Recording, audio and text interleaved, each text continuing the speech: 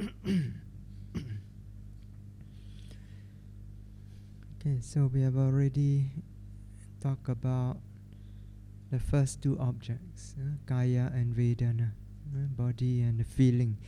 So today we'll move on to the third of the Satipatthana objects, citta. Yeah. So what is citta? So citta means the mental quality of knowing. Okay, so it's a nama dhamma. So it's nature of knowing. Okay, that's its nature. That's sabhava. Okay? The mere knowing of object, the basic state of knowing. Okay?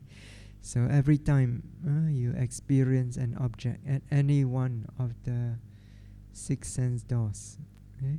So in that experience, okay, there's an object, okay? And then there is the mental state of knowing, okay? The mind that knows the object, okay? So that nature of knowing, that state of knowing of the object, is citta, okay? Consciousness. Now of course, in that moment also, there are other mental states, cetasikas, that are also present, okay, together with the citta. Okay?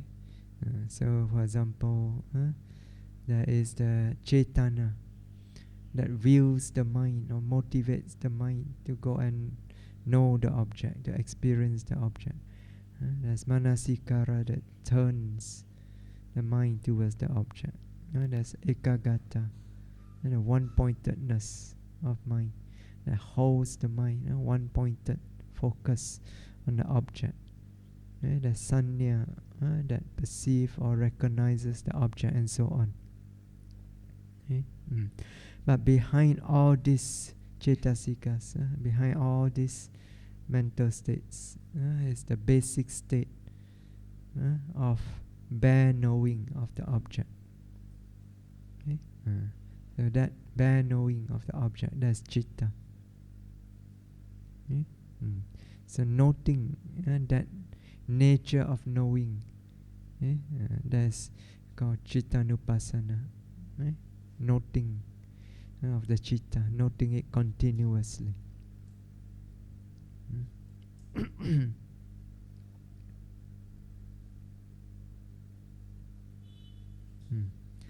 So citta is the mental state that knows the object. Aramanam chinteti cittam. That's the definition. It knows the object. Chinteti, it knows, or it cognizes the object. So it's called citta.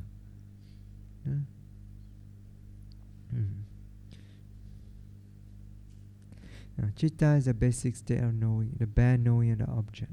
But in order for citta to know the object properly, so on its own is not enough. It's just knowing. Okay? But in order to know the object properly, the mind needs to carry out various functions. Okay? So citta alone, just knowing, is not enough. Okay?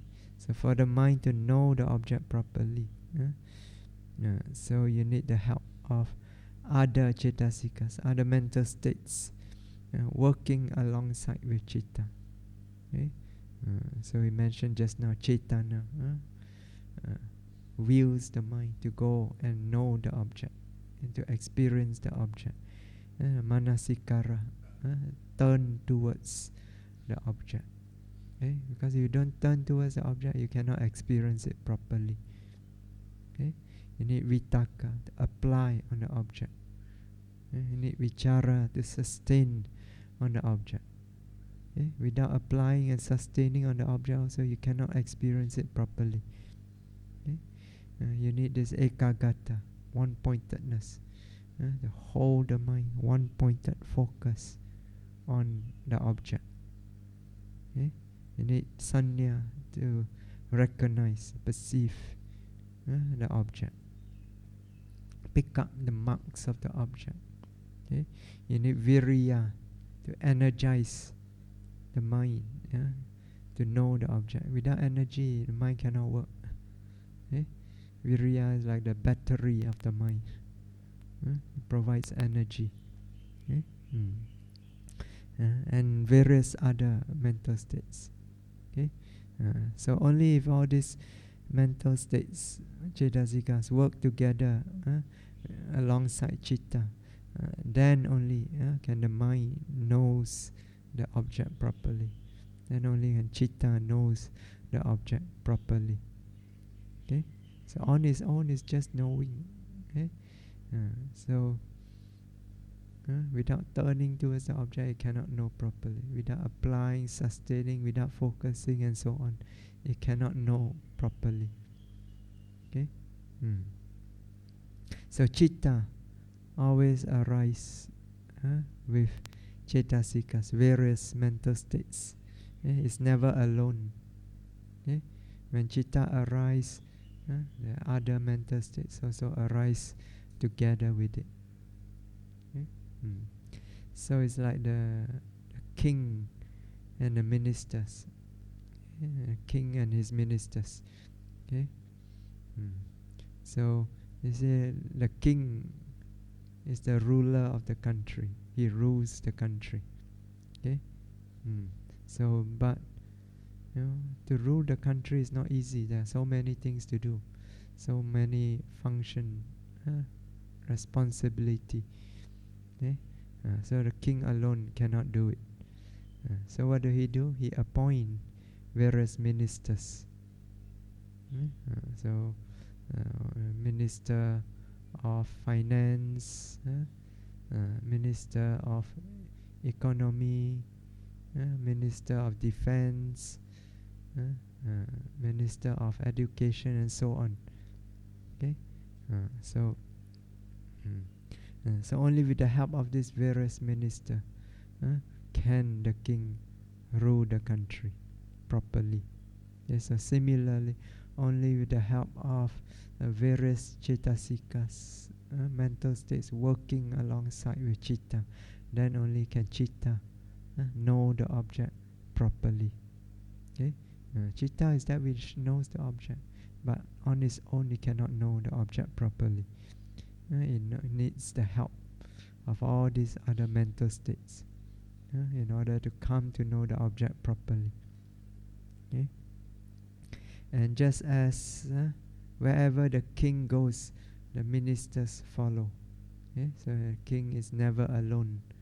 Okay? They say that somebody say the king has arrived. So it implies that the minister has also arrived. Okay? Because the minister always follow the king. Okay? So similarly, wherever citta arise, cetasika also arise together. Okay? So when we say the mind, what it means is citta and cetasika together. Okay? So in terms of the 5 aggregates, okay? So citta is vijnana kanda, okay? The aggregate of consciousness. Okay? So citta and vijnana, actually they are synonymous terms. Okay? They mean the same thing. There's a different name for the same thing. Okay? Consciousness. So and so vijnana kanda, the aggregate of consciousness, is citta. Then the other 3 mental aggregates, is vedana, sanya, and sankhara kanda. Okay? They constitute the cetasikas. Okay? So altogether there are 52 cetasikas. So vedana is 1, Sanya is another. Okay? And then the other 50, they constitute Sankhara Kanda, the aggregate of mental formation, okay? Or mental activities. Okay? The leader among them is Cetana, okay? The volition. Okay? Volition always lead.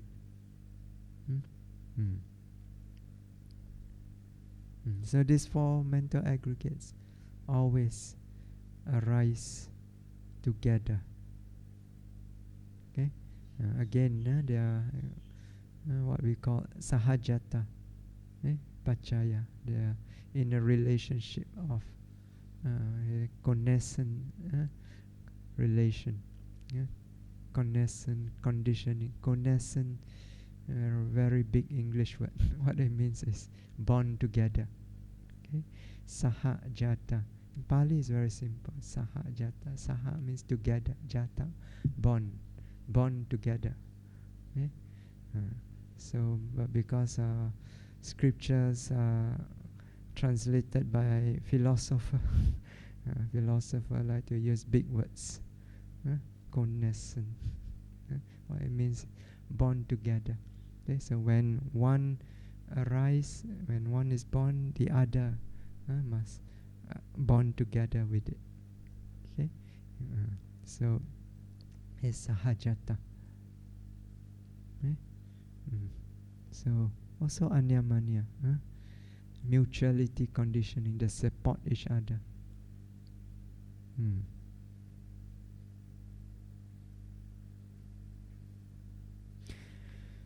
Okay, so because citta, it exercises function on knowing in conjunction with this other associated cetasikas. So they always work together. Right? So therefore, the basic nature of citta, is basic nature of knowing, is affected and also modified by the nature of the associated cetasikas. Okay?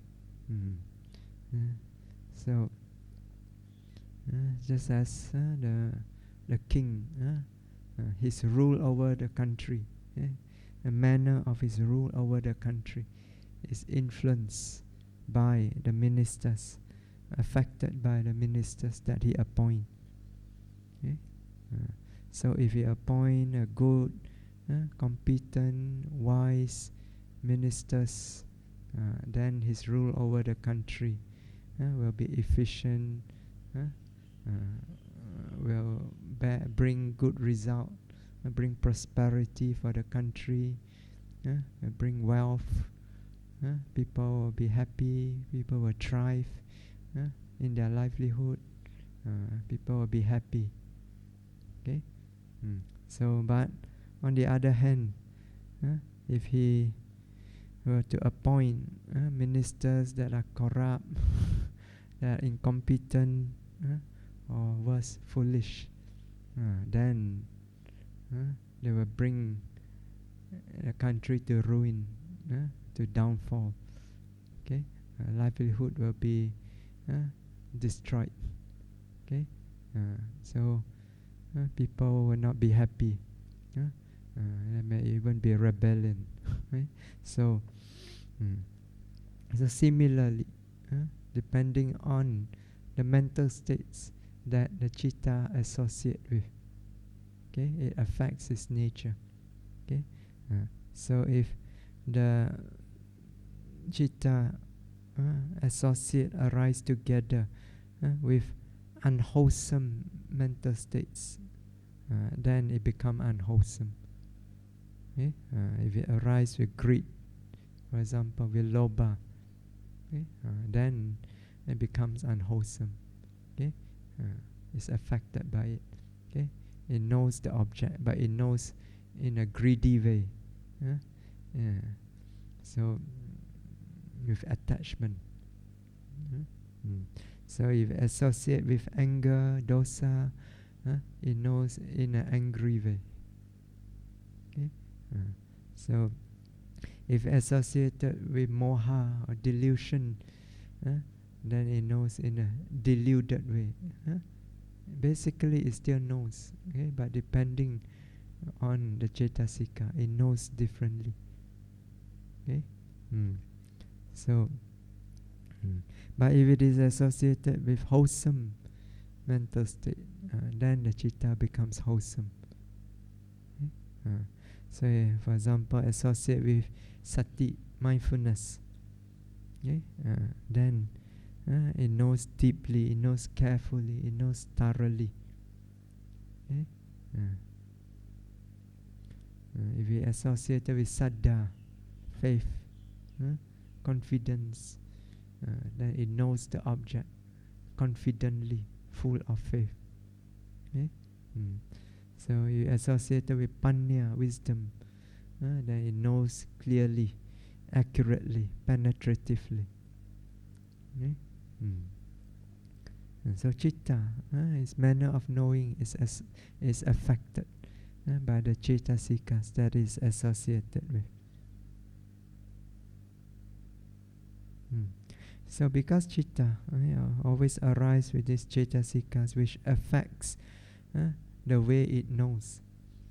Okay? So in practice, when we note citta, we can observe the different ways in which the consciousness, the knowing, is affected by the mental states that is associated with when it knows the object.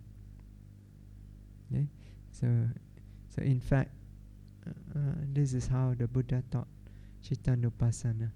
In the Satipatthana Sutta, under Cittanupassana, the Buddha actually gave instructions how to note the citta as it arises together with various state of mind, various cetasikas. Okay? So, for example, first one is saragam cittam, saragam cittanti pajanati. Okay?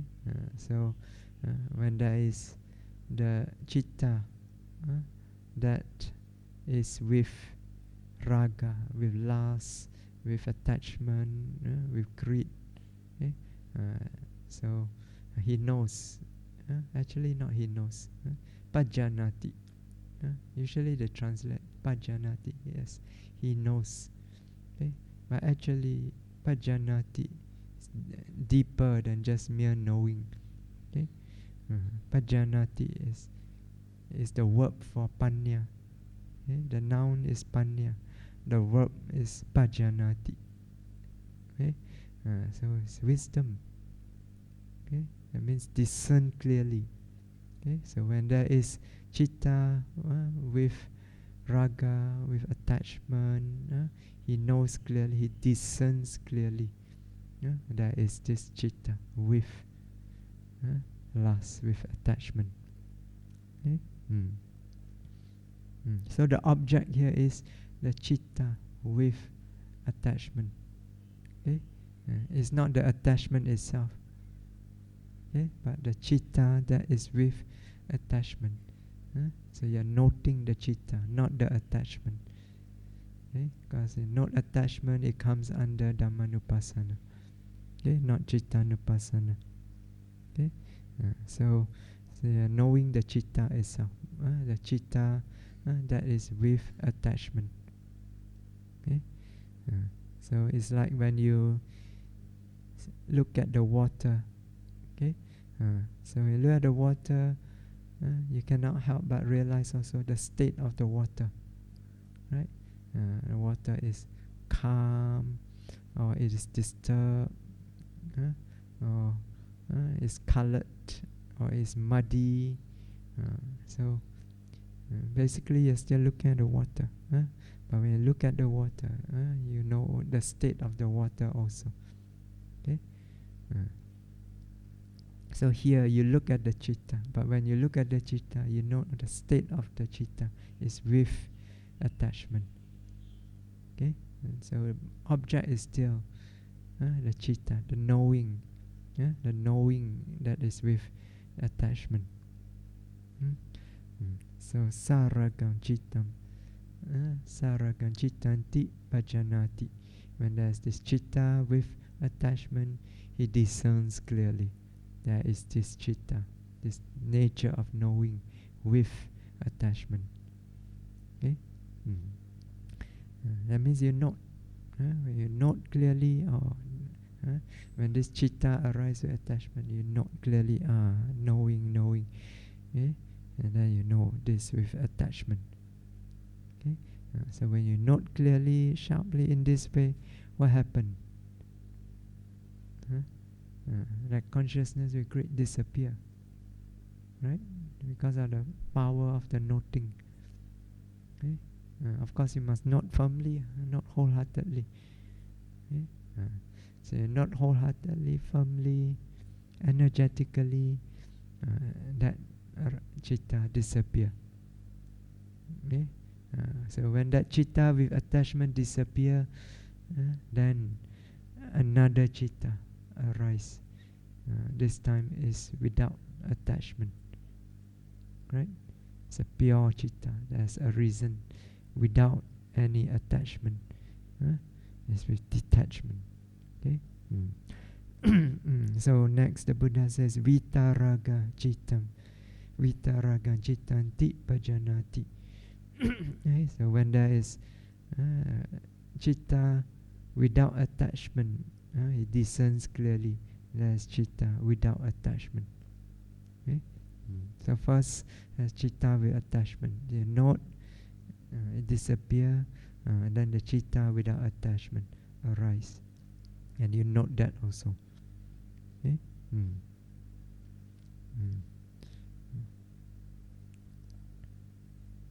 Now, in the beginning, when you note like this, okay, all you see is the citta that change.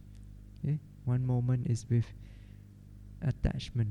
Next moment after you note is without attachment. Okay? So in the beginning, you still think, you may still think it's the same knowing, it's the same citta that knows. Just that before that it was with attachment. Now you think the same citta without attachment, the same knowing. Okay? So here it's not clear yet. Okay? You still have the idea of permanence. Okay? But later on, as you keep noting the citta, one moment, another moment, again and again, you see how it change. When the cetasika change, the consciousness change. When it's clear enough, then you begin to discern how each moment the citta arise, disappear, arise, disappear. Okay? When you can see it arising and disappearing clearly, then you know clearly it's not the same citta. Okay? You note the citta with attachment. When you note it, you notice it arise, disappear. Okay? And once it disappear, you notice another citta, a different citta arise and disappear without attachment. Okay? Then you realize it's not the same citta, not the same knowing. Okay? So in this way you keep noting the citta arising, disappearing, moment to moment. Gradually the mind will come to realize impermanent suffering, non-self nature of the citta. Okay?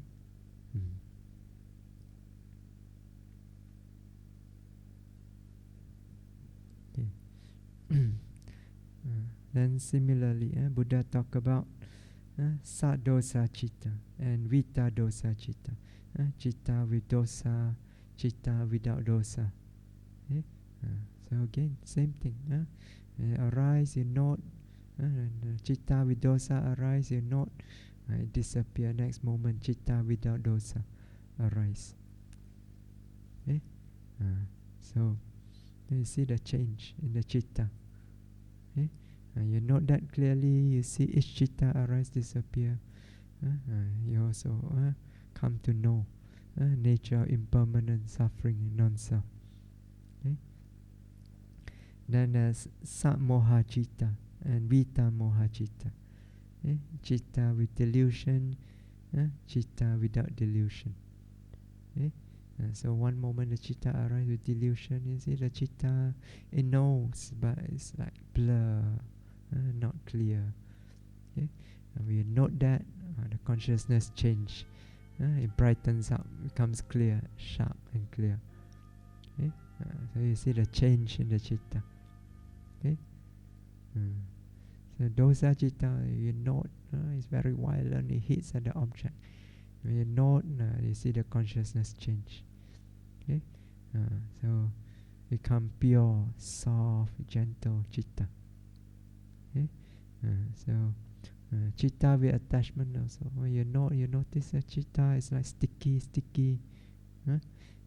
So the knowing is sticky knowing. Cannot let go. So when you note it,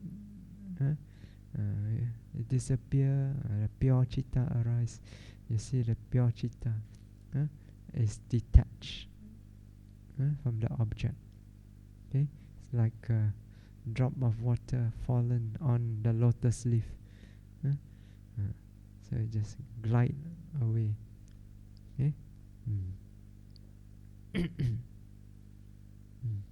Then there's Sankita Citta. There's citta that is a shrunken or contracted citta. So this citta that is affected by tinamida, sloth and torpor.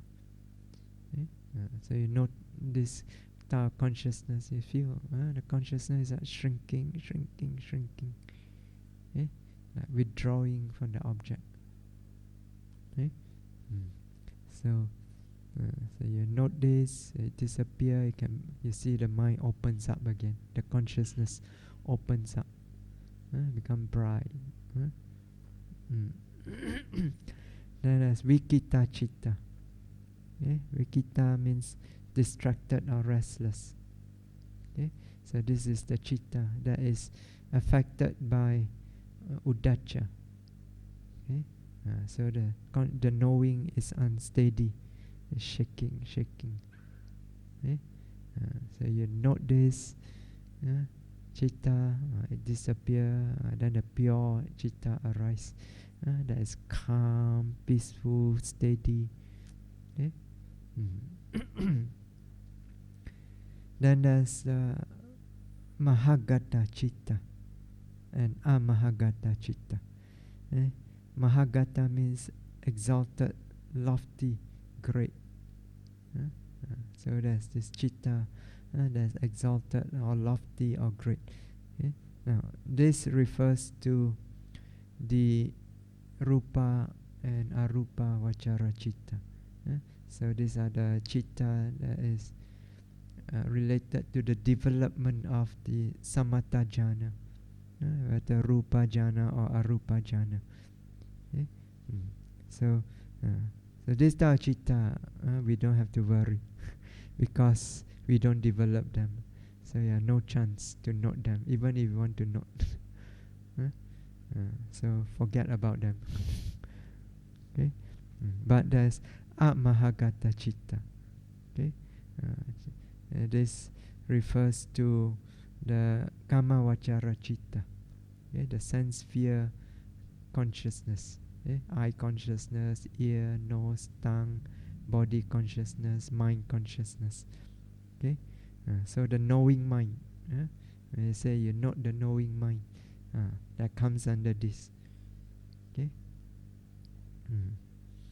So you note the knowing mind, you are noting the Amahagata Citta. Then there's another pair, Sauttara Citta and Anuttara Citta, which are basically the same as Mahagata and Amahagata Citta. So it's just different description. So Anuttara Citta, Anuttara means there's nothing above it. In the mundane sphere, there is no higher consciousness than this. It's talking about Lokiya Citta, the mundane consciousness, not the supramundane, the Lokutara Citta, Maggaphala Citta. Okay, so excluding the supramundane, within the mundane, the sphere of mundane consciousness. Okay, these are the highest type of citta. Again, it refers to the rupa vachara and arupa vachara citta. Okay, so those consciousness pertaining to the development of the samatha jhana. Okay, then sauttara citta means there's something higher. It's not the highest. There's still something above it. Okay, this refers to the kama vachara citta, sense sphere consciousness. Okay, so so we only take the sauttara citta as our object. Then there's samahita citta and asamahita citta. Samahita means concentrated. Okay, the citta that arises with samadhi. Okay, samadhi means what? Ekagata, one-pointedness of mind. Okay, samadhi is actually ekagata, the one-pointedness of mind. Okay, so the mind is one point. The consciousness, it knows, it's very focused. Okay, so for us, it's more the kanika samadhi. Okay, so when the mind is established in kanika samadhi, the momentary concentration, every time you know the knowing mind is focused on each moment, each object. Okay, so you notice the consciousness that's very fixed, focused on each moment, the object. Okay, then asamahita citta is when the mind is not yet in samadhi. Okay, so it's more dispersed. Okay, you note the object, you feel, you see the consciousness, the knowing is like inclining off the object. That's asamahita citta. Okay, samahita citta, it inclines completely just to the object. Okay, it fix on the object. Okay, you see different quality of knowing. Okay,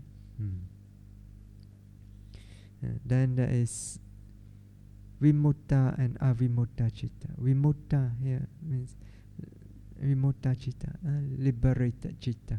Here, liberated does not mean liberated from suffering. Okay, it means free from the defilements. Okay, it means pure consciousness. Okay, so if you are noting with mindfulness, at the time the consciousness is pure. So that is vimutta citta. Okay, but your mindfulness lapses, then the consciousness arises with defilements.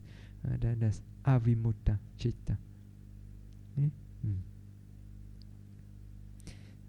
So in the matter of Cittanupassana that the Buddha taught, so he instructed the yogi to note the citta as it arises together with this various mental states. Okay?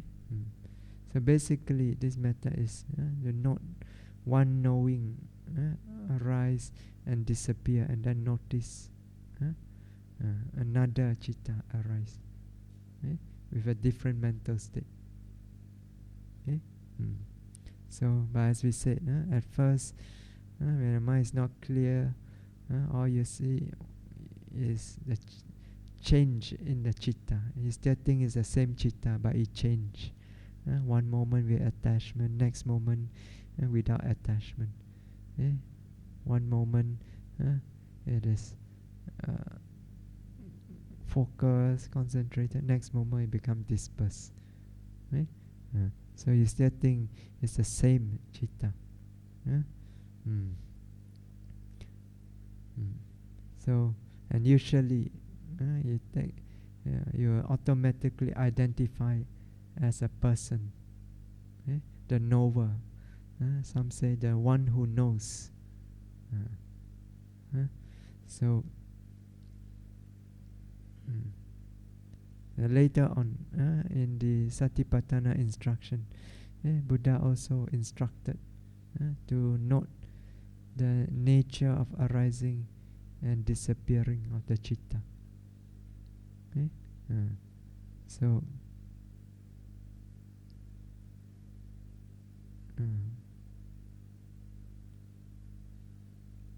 that's what Samudaya Dhammanupassana. Samudaya Dhammanupassana Cittasmin Viharati. He dwells continuously, noting a nature of arising in the citta. Vaya Dhammanupassana Cittasmin Viharati. He dwells continuously, noting the nature disappearing in the citta. And Vaya Samudaya Vaya Dhammanupassana Cittasmin Viharati. He dwells continuously, noting both the nature of arising and disappearing in the citta. So the Buddha gave this instruction to note the arising and disappearing of the citta. So when the yogi can discern clearly the arising of citta, then he realize that each citta is a new citta. Every moment, new citta arising.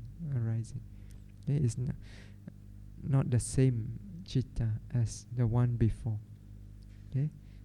Earlier you're not clear yet, you think it's still the same citta, but with different mental state.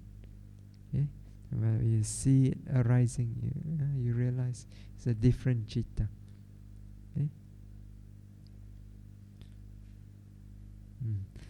And once you can discern the disappearance of each citta, you realize each citta will disappear the moment it arises. You see this disappearance again and again.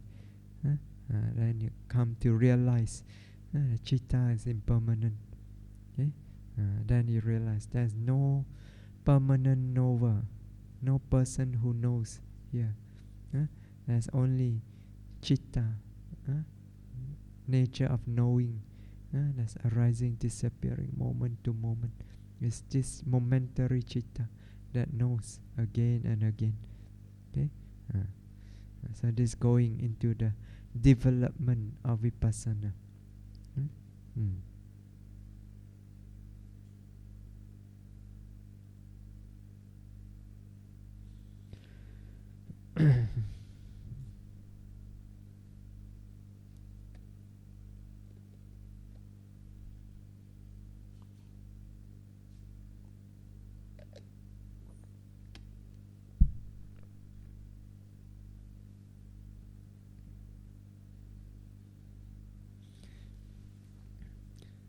Because citta is very subtle, nature of knowing is very subtle.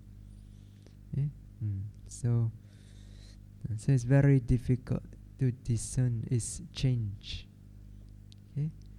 Much less is arising and disappearing. Very difficult to discern clearly. To be able to discern it clearly, you need a very good degree of samadhi and continuous mindfulness. Otherwise, it's very difficult to be able to note citta continuously. It's so subtle.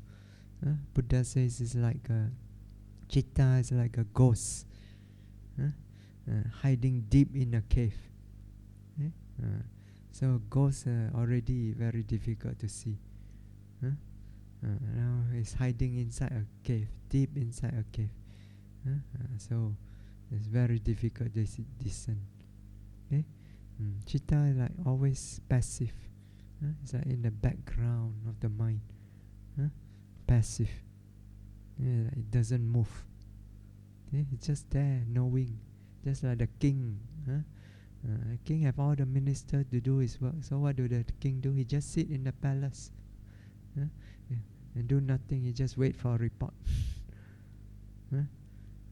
So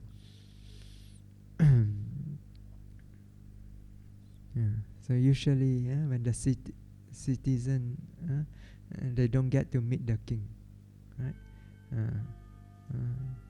Usually the person they meet is the ministers. So these are the people on the ground, the ministers. So Citta is like the king, sitting in the palace. Very difficult to see him. So Citta is very subtle. So subtle that at first it's very difficult to discern the Citta directly. Discern the change is more difficult. But the Cetasikas, the mental states, like especially the very gross mental state, restlessness, sloth and torpor, attachment, dosa, very gross, even moha, delusion, blah blah, very gross. These are gross and usually more active.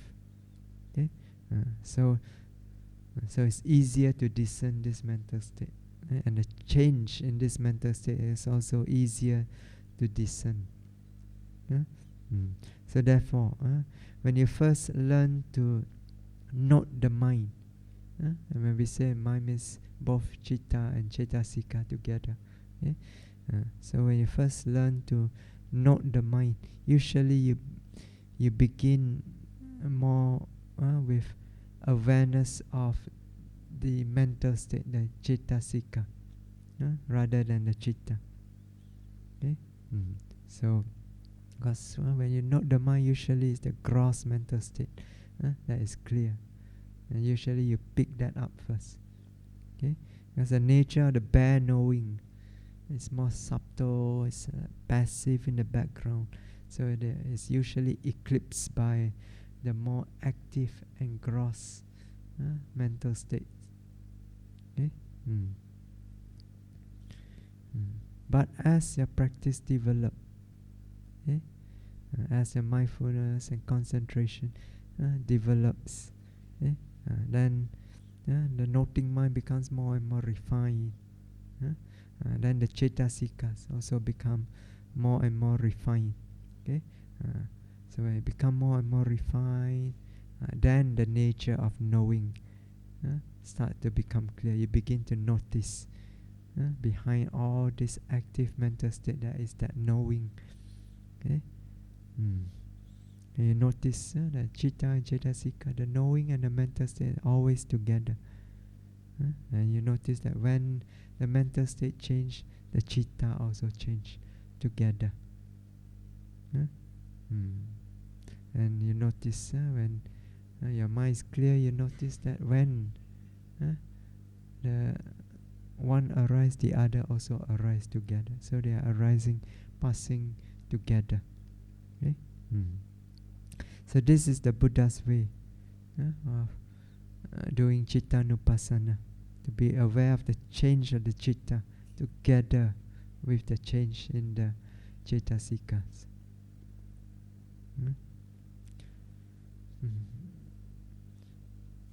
But there is actually another method of Cittanupassana.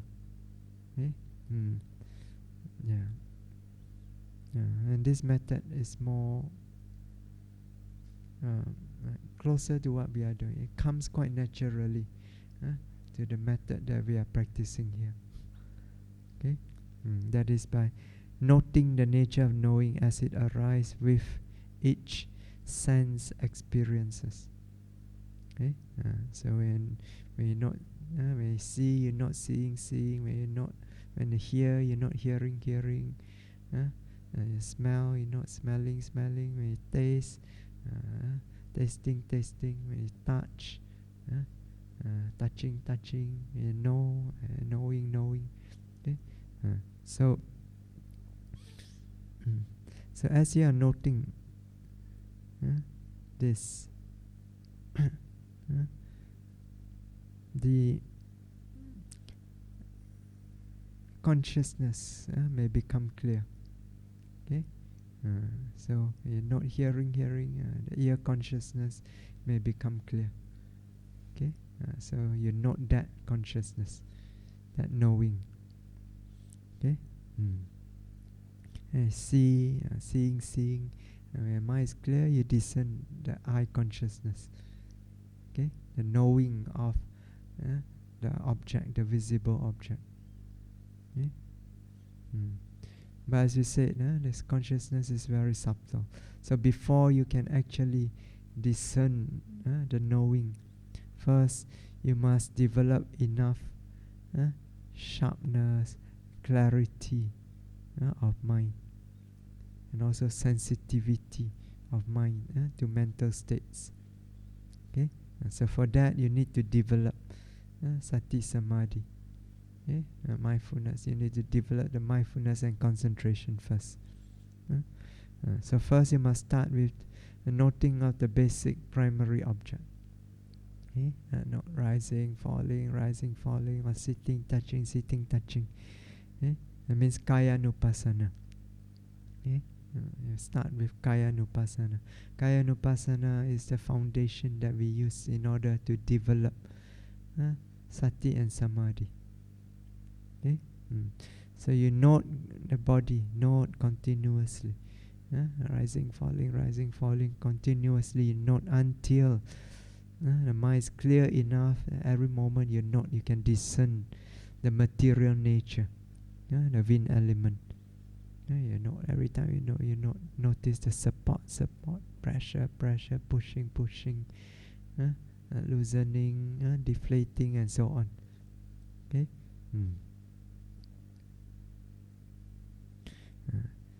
So you make the mind clear when noting the materiality first. Okay, so until a point where you can, every moment you note, you can notice the material nature. Okay, then when it's clear enough, at some point when it's clear enough, okay, you notice that even as you are noting a material nature, every time you note a material nature, you notice that there is another nature present together, a nature knowing. Okay? Every time you note an object, that's the knowing of the object. And you note another object, there's another knowing of the object. Okay? So the knowing always arises together with the object. So it's like following the object. Okay? It's something very subtle. It's not just behind the object. It's like a shadow of the object, following it. Okay?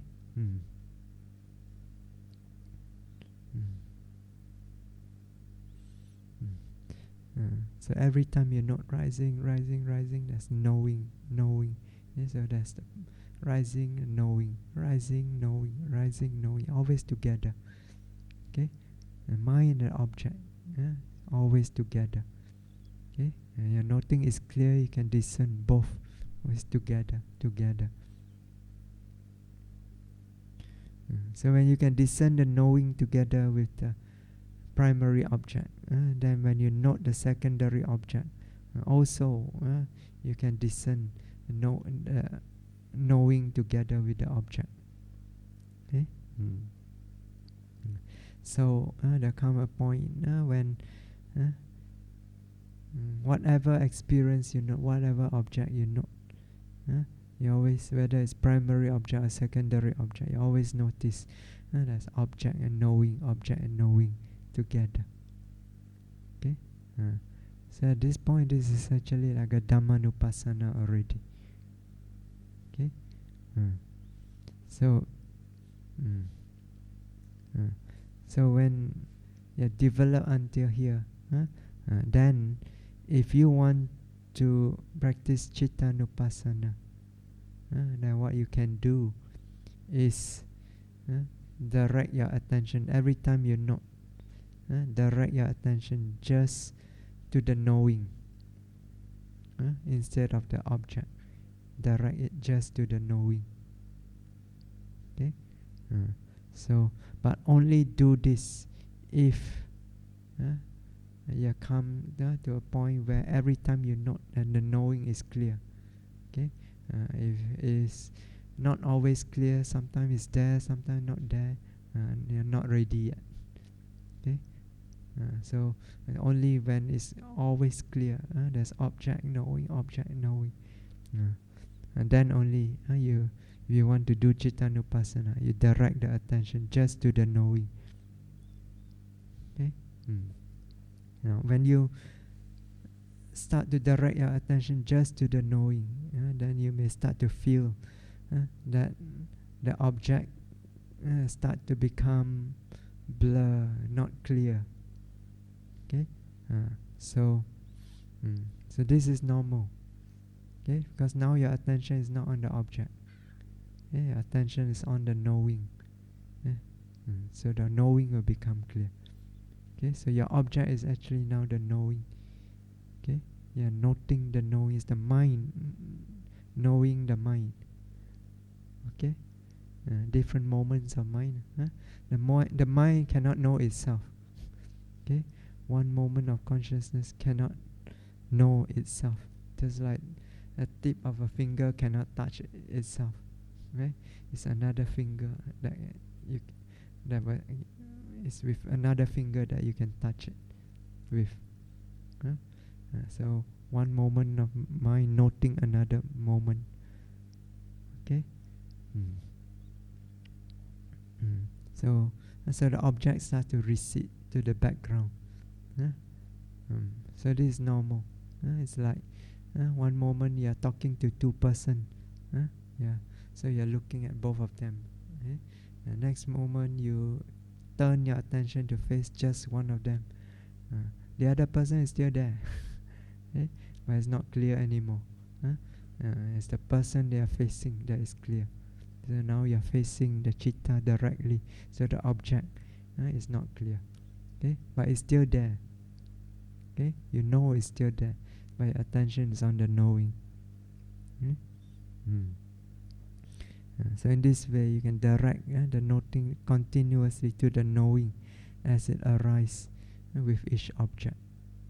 Okay, so you continue to note it carefully, then you start to see the subtle change in the citta, how it changes with each object. So then when you clear enough, you start to see the arising, disappearing of the citta in every moment. So in this way, gradually you develop insight into its impermanent, suffering, non-self. Okay? Then you eradicate the wrong view that there is a permanent knower, a permanent person here who knows. There's no permanent person here who always knows. There's just a process of dukkha, citta, arising, disappear, continuously.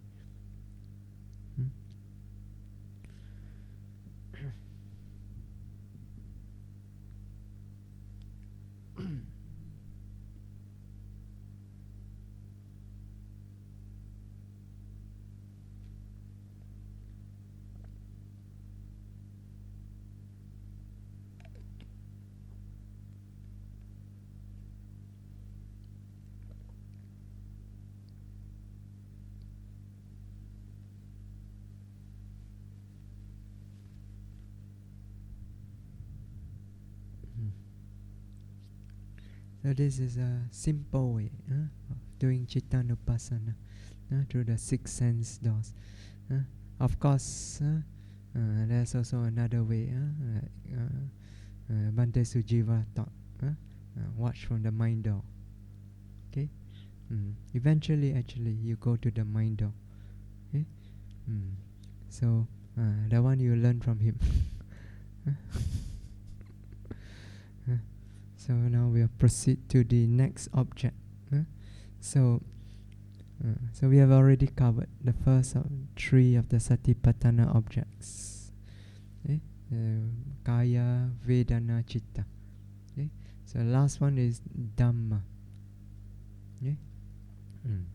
Now, what is Dhamma? Here, Dhamma. Usually, you hear the word Dhamma, what do you think? You think of the Buddha's teaching. So here, Dhamma does not mean the Buddha's teaching. Okay? So this Pali word Dhamma, it has a wide range of meaning. Okay? You have to understand its meaning according to the context in which it is used. Okay? So depending on the context, Dhamma can mean teaching, it can mean the law, like Vinaya, the precepts of Vinaya, they are Dhamma. Parajika Dhamma, Sanghadisesa Dhamma. So this refers to the rules of the Vinaya. Okay? So it refers to truth or principles. Okay? It can even mean a particular object that's experienced only through the mind. Okay? They say Dhamma Ramana, a Dhamma object. Okay? And various other meanings. Okay? So, but here in the context of Satipatthana, as an object of Satipatthana, Dhamma is used in the sense of natural phenomena. Okay? It means any natural mental physical qualities, mental physical nature that can arise within our six sense experiences. Okay? So often this is called Sabhava Dhamma, natural qualities, or Sabhava Lakkhana, natural characteristic, or unique characteristic. Okay? So each of this mental physical nature, Nama Rupa Dhamma. So in the Buddha's teaching, he talked about many different type of Dhammas. So you study Abhidhamma, so you know basically there are four Dhammas, basically, four categories: Citta, Cetasika, Rupa, and Nibbana. Four. Citta is one Dhamma. Even though you can classify 89, 121 Citta, but in terms of nature, it's only one nature of knowing. Okay, it's actually only one Dhamma. Okay, but it arises in different contexts. So according to this its manner of arising, it classify into 81, 121 Citta. Arise in sense sphere, that is Kama Vachara Citta. Arise in Rupa Vachara Citta.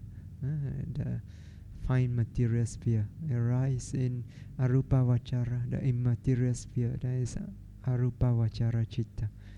Okay? And within each sphere there are further classification. Akusala, Kusala, Vipaka, Kiriya, and so on. Okay? But in terms of nature, Citta is only one nature. Okay? Then Cetasikas, there are 52. So 52 different nature. Okay? So 52 different Nama, Dhammas. Okay? Then Rupa, they say 28. Okay? But of the 28, actually only 18 are real Rupa, have real nature. Okay? The others are like the manner of the Rupa. Okay? So not real Rupa. Okay? Vipassana, actually we just note 18. Okay? which have real nature. Okay? So, and then Nibbana is only one nature. It's a nature of peace. Santi Sukha Lakkhana. Okay? So, the Buddha taught so many different types of dhammas, and each of these dhamma has their own unique nature, called Sabbhava Lakkhana, the natural characteristic, and this nature are unique only to each of these dhamma. Okay? So, like the earth element, its unique nature is the hardness or the roughness. Okay? So this nature is not shared in common with the other dhamma. Fire element, its nature is just heat or cold. Okay? Chitta, its nature is knowing. Okay? Vedana, its nature is experience, the taste of the object. Okay? The pleasantness or unpleasant or neutralness. Sanya, its nature is to recognize. Okay? So each have their own nature, unique nature. Okay? So this unique nature, that's called Dhamma, the natural, mental, physical qualities. Okay? So for example, when you note rising, falling, okay? So in the experience of rising or experience of falling, there are various mental, physical nature that are present. Okay? So the most obvious, the most prominent one, of course, is the wind element, the nature support, the pressure, tightness, and so on. Okay? So this is one nature. Okay? This is rupa, rupa dhamma, material nature, the wind element. Okay? But wind element is not the only nature. Okay? Your noting is clear and sharp and open enough, is sensitive enough, you can discern the other nature present also. Okay? So for example, there's the what we call the kaya pasada, the body sensitivity. Okay? This is the sensitivity to bodily sensation. Okay? So on the body, there's this materiality, that's sensitive to touch. Okay? So without this sensitivity, you cannot feel the rising, the falling, you cannot feel the pressure, the tightness, and so on. Okay? So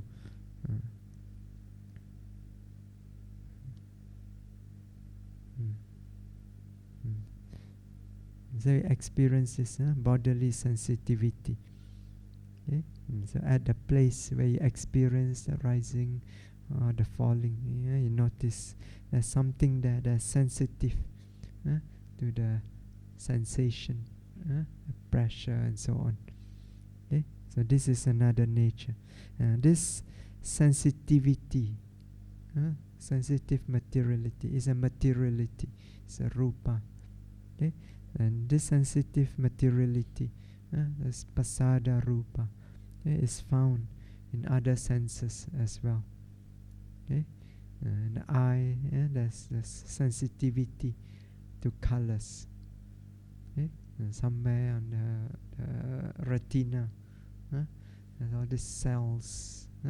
They say the cone cell, the rod cell. So there's some materiality in there. Okay? That's sensitive to color, that respond to color. Okay? That's called the eye sensitivity. Okay? The ear also, inside the cochlea, there is this materiality that is sensitive to sound. Okay?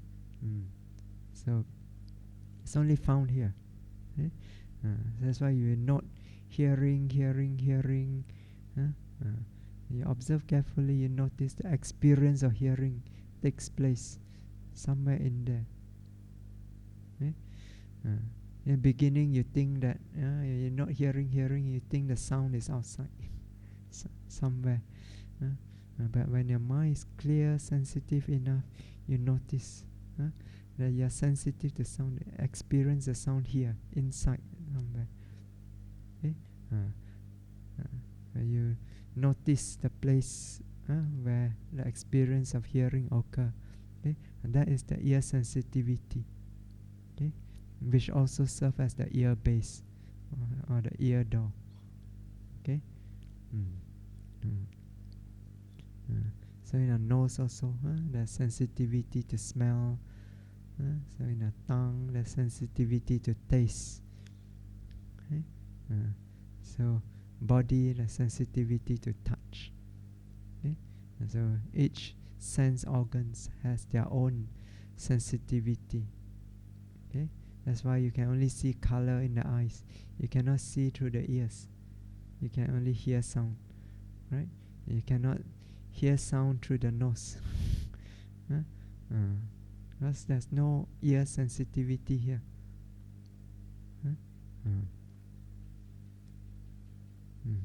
So you experience the sensitivity as a location of experience. Okay? So it is a materiality, it's a subtle materiality. Okay? Only when the mind is clear, sensitive enough, we can pick it up. Okay? Then once there's an object and hits the sensitivity, like the sensation of the pressure, it hits the sensitivity in the body. Okay? Then the consciousness arises.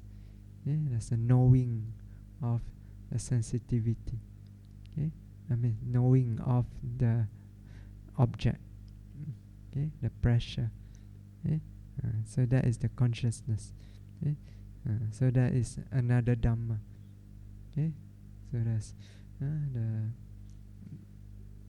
the wind element itself. That's one Dhamma, Rupa Dhamma. The sensitivity is another Dhamma, Rupa Dhamma. The knowing is Nama Dhamma. Okay? That's the Citta. Okay? Then there are others also. Okay? There's the Passa. You see the mind actually contacting with the object. Okay? At the base. Okay? So there's Passa. It's what do you call contact? Okay? So this is, in this case, is the bodily contact. Okay? The mind contacting with the bodily object at the body door. Okay? It's like it touches the object. So that is also a Nama Dhamma. Okay? Then there's Vedana, feeling that arises from this contact. Okay? Passa Pacaya Vedana. Alright? With contact as a condition, there's feeling. Okay? So even though we say when there's contact, then feeling arises, it doesn't mean that first there's contact, then feeling arises later. So you see, conditioning is not always this first, then that later. It can be together. The moment there's contact, the feeling arises together at the same time. Okay? So so Vedana also arises. So you can feel pleasant, unpleasant. So that is again Nama Dhamma. Okay? So at the moment when you note rising, falling, there's all these Dhammas present. Okay? Each one of them has their own unique nature, and they are present in the experience of rising, falling. Okay? So when your mind has developed enough clarity, you'll be able to discern this nature of the Dhamma with each noting. Okay? But one at a time. Your mind can only experience one object at a time. Okay? So it's not that one moment you note or you see all these various Dhamma together. Okay? One moment noting, you only cannot pick up one Dhamma, the most prominent one in that moment. Okay? So, but over time you keep noting, then you realize that all these dhammas in each moment of experience is like assembling a jigsaw puzzle. You put one piece together, you take another piece, put together another piece, and then you see the whole picture. Okay.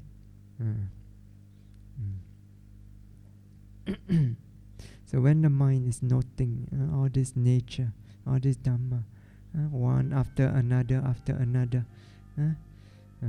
so whichever is prominent in each moment, you note one after another. This is called Dhammanupassana. Okay.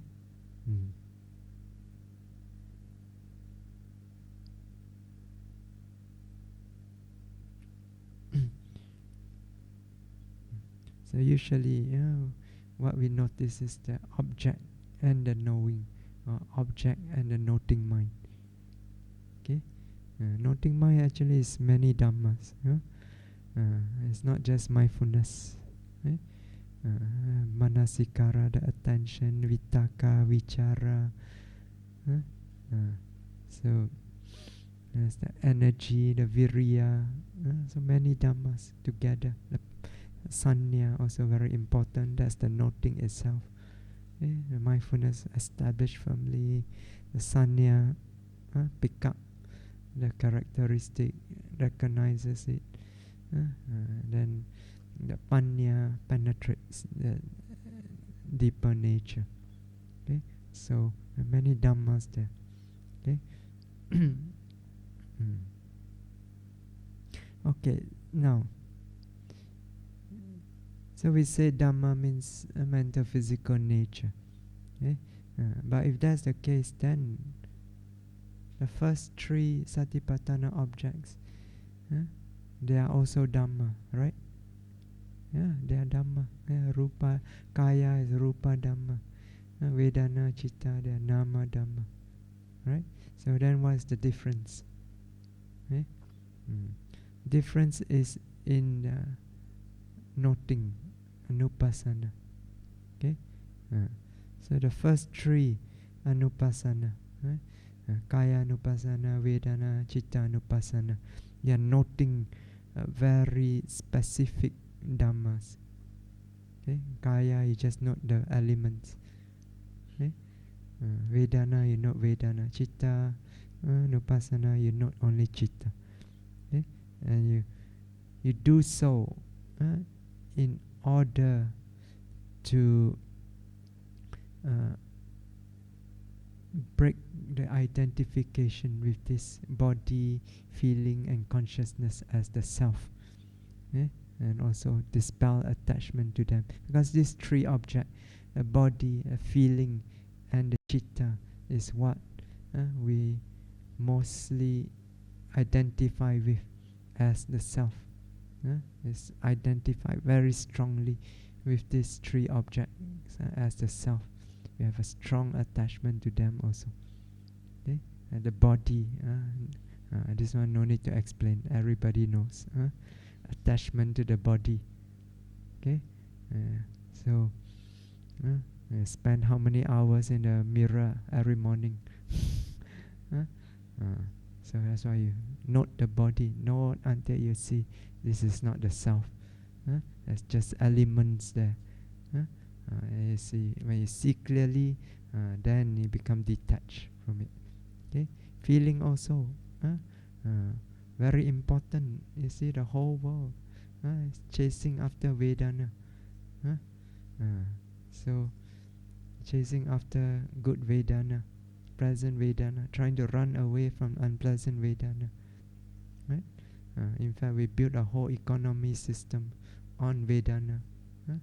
See, supply and demand. What is being supplied? Products that can increase your Sukha Vedana, or that can reduce or get rid of your Dukkha Vedana. So, you see. So, Vedana is something very important. We identify very strongly. I feel good, I feel wonderful. You like this feeling very much. I is there. Okay? So to disidentify with the Vedana and you break the attachment to the Vedana, you do Vedananupassana. Okay? Chitta also, we very naturally think there's always this person here who knows and knows everything. Okay? Knows the object that is seen, the sound that is heard, smell that is smelled, and so on. Okay? And you have very strong identification with this chitta as the self, one who knows, the knower. Okay?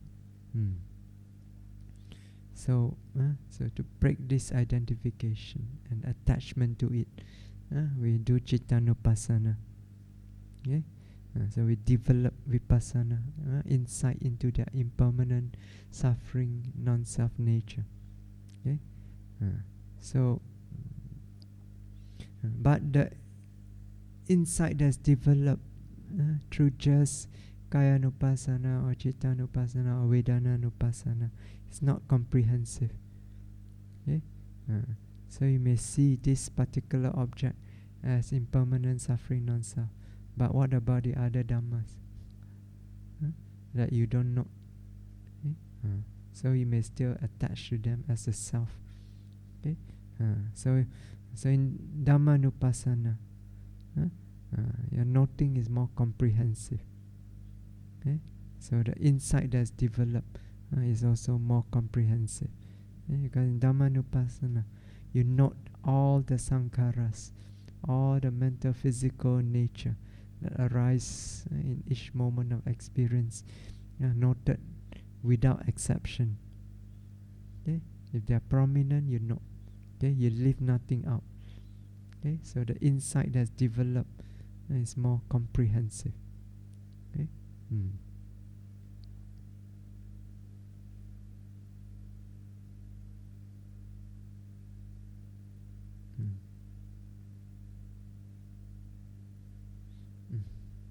Yeah. So when you first note the rising, falling. Okay. So at first, it's more like Kayanupassana. You note mostly just the body, up, down, the wind element. Okay. So later on, when you have developed the noting mind sufficiently, then together with the wind element, you also notice the noting mind or the knowing mind, which are more subtle. Okay?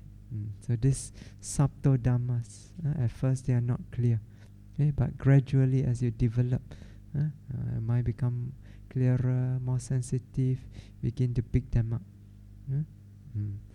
So when you're noting object, the mind, object and the mind, whether the knowing mind, the noting mind, then you are beginning to practice Dhammanupassana. Okay?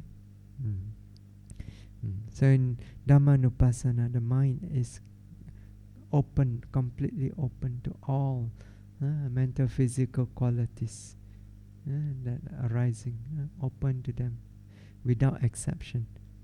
Okay? If they are prominent, you will note them. Okay? You don't choose. Whatever arise, whatever nature arise, you note them. Okay? So the idea is to note. Note this Dhamma, one Dhamma, another Dhamma, again and again, continuously. Note until you realize that all that is in our experience every moment is just this mental and physical nature. Just the object and the mind, object and the mind, just mental, physical nature. Okay? So then you see clearly, experience is just Dhamma, just mental, physical nature. Experience is empty of a self, a permanent self. There's no person, no being, no self here. Just nature, just Dhammas, mental, physical nature. Okay? Okay. So in Dhammanupassana, right? So we are noting many mental, physical nature continuously, moment to moment, arising, disappearing, one after another. Okay? Now, to be able to practice Dhammanupassana, your noting mind needs to be very agile, able to move swiftly from one Dhamma to another. It has to be flexible and adaptable and open. Okay, so because you are not noting, when you start to move to Dhammanupassana, you are not noting only just the rising, falling anymore. Okay, so your noting is now spread out to note whatever is prominent, whatever prominent nature that arise in the experience, any of the six sense door experience, moment to moment. So you are open to it. So the mind, the noting mind needs to be able to adapt fast and swiftly from noting of one Dhamma to another. So therefore Dhammanupassana, as well as Cittanupassana also, is not a practice for beginners. It's not something that you do right from the beginning of your retreat. Even for experienced yogis also. Because in the beginning, even experienced yogi in the beginning, you have not developed the strength of the mindfulness, concentration, and the continuity of the mindfulness. So your mind is unable to follow the moment to moment dhammas. So you don't do it at the beginning. So don't start at the beginning of the practice or open six sense door, not whatever arise. Because there's so many, and also usually in beginning is not clear yet. So even you want to note also, you cannot note. So you only do Dhammanupassana after the mindfulness has developed its strength, its intensity, and the stability. That means it's in the state of samadhi. So in that state, the mindfulness is noting, noting continuously. So when it's well developed, note continuously. So the mindful noting occurring continuously, moment to moment to moment. And the noting mind is agile, is malleable, is proficient. It's able to move from noting of one nature to another easily. It can pick up one nature after another, easily, clearly. So when this happens, so the noting mind goes on. Noting goes on with momentum. So noting. It picks up one Dhamma, another Dhamma, continuously. So your experience is just Dhamma, nature, again and again. So the whole field of experience, in fact your whole existence itself seems to resolve into just Dhamma, just mental, physical Dhamma. There's no person, no being, no self, no soul, just nature, coming and going, arising, disappearing. So this is Dhammanupassana. So the most prominent feature of Dhammanupassana is non-self, anatta. You see clearly there's no person, no being. It's just Dhamma, anatta Dhamma, non-self nature. Okay, we stop here.